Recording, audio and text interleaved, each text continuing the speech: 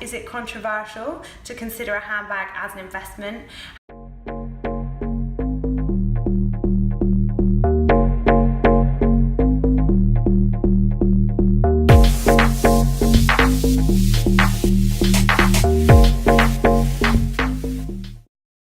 Hi guys, welcome along to the first in our handbag investment series, and today we're going to be having a look at the Louis Vuitton Neverfull.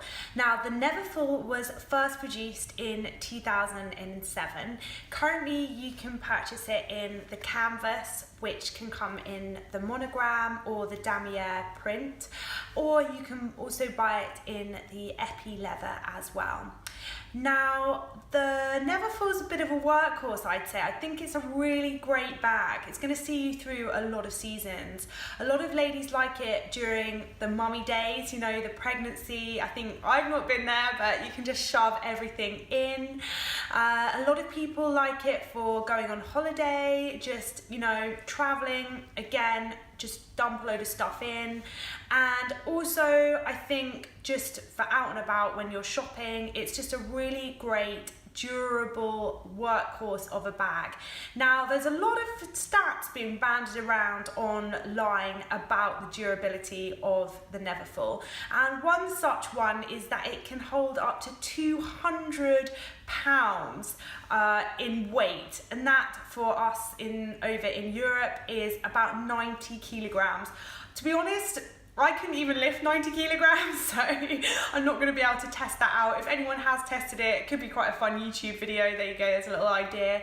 But there we go, there's a little Louis Vuitton Neverfull stat for you. So, and it also comes with an extra pochette now as well inside, and you can also choose the colour of your linings, which I think is a really fun touch. The Neverfull, as I said, has been produced since 2007, which is now 11 years at the time of this video. So, should we have a little look at the prices of the Louis Vuitton Neverfull? I think if we take a like-for-like bag, that is the fairest way to do it. So we'll take the MM model, which is the median model, the middle size, and we'll take it in the canvas material, and we'll look at the price of that in 2007, which was $870 or approximately £650. And we'll look at the exact same size in the exact same material of the price that is now in 2018, and that is £920. So that is a price increase of 40% over that 11-year period. Now, what I thought it might be quite interesting to do is have a little look at what your money could have done if you'd chosen to invest it in the FTSE 100 instead. Now, the FTSE over that same time period actually increased by only 19%, quite a considerably lower amount. One thing it's quite important to point out here though is that it's not necessarily fair to do a like-for-like comparison, because otherwise, naturally, I'd say it's a no-brainer, go for it, buy a handbag, it's so much better than the FTSE 100. But that's not necessarily the case. There's a few things that are riding on this. Firstly, the fact that if you buy a Louis Vuitton Neverfull now, brand new, you're relying on Louis Vuitton to continue to make that handbag, and not only to continue to make it, but to continue to increase the prices in the way that they have done historically. Price increases, I wouldn't hesitate to say that they definitely will, but in terms of will they continue that bag, yes, they probably will, but for how long, we don't know.